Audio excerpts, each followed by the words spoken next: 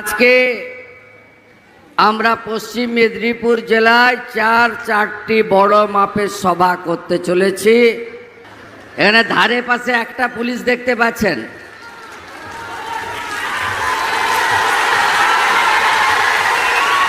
এটা হলো জনগণের পার্টি আর ওটা হলো পুলিশের পার্টি। এটা হলো গাছ পাকা আম আর ওটা কার্বাইড দিয়ে পাকানো আম। আপনারা এই তরুণ ডাক্তারকে দিল্লি পাঠিয়ে দেবেন যাতে জঙ্গলমহলে আরেকটা এইমস নিয়ে আসতে পারে নরেন্দ্র মোদীর কাছ থেকে। লোকসভা ভোটের পরে খড়গপুরে উপনির্বাচন হয়েছিল। আমি খড়গপুরে তৃণমূল মরে গেছিল, দরজা বন্ধ হয়ে গেছিল। আমাকে দায়িত্ব দিয়েছিল, পিসি ভাইপো বেরোয়নি।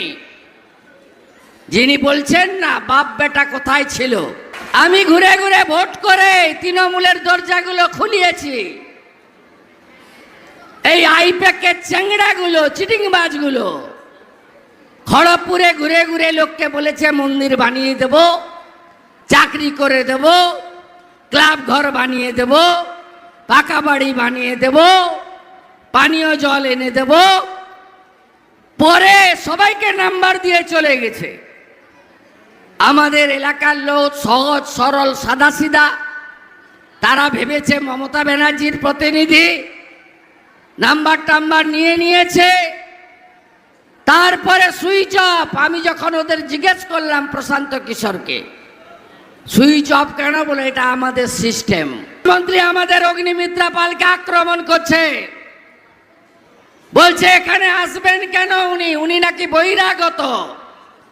আর জুন মালিয়া কি সাতপাটিতে জন্মগ্রহণ করেছেন। কালকে ঝাড়গ্রামের গজাশিমুলে বলছে ডাক্তার কেন চাকরি ছেড়ে দিল, আমি চাইলে আটকে দিতাম এনওসি। আরে আপনি দেননি, ওর পদত্যাগ আপনি রিসিভ করেননি, আপনি আটকে দিয়েছিলেন। অনারেবল জাস্টিস রাজা শেখর মান্তার বেঞ্চে ডাক্তার প্রণত টুডু আবেদন করেছিল, হাইকোর্ট কান মুলে পদত্যাগ বাধ্য করিয়েছে রিসিভ করতে। বলছে আমার একটা ডাক্তার কমে গেল, আহা কি দুঃখ। কালকে বলছে আমার ডাক্তার কমে গেল। আরে 11 সাল ডাক্তার সুকুমার হাসদা, মনে আছে? 2.5 বছর চাকরি বাকি ছিল, পদত্যাগ করে সুকুমার হাসদা রেজিগনেশন পাঠিয়েছিল।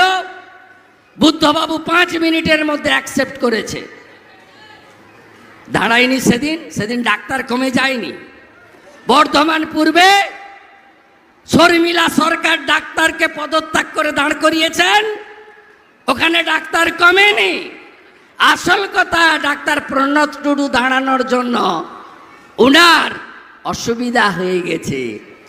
উনি বুঝে গেছেন এই তরুণ সমাজসেবী যাকে কোভিডে লোক দেখেছিল তাকে সবাই ভোট দেবে। কুর্মীরা পথে নেমেছে।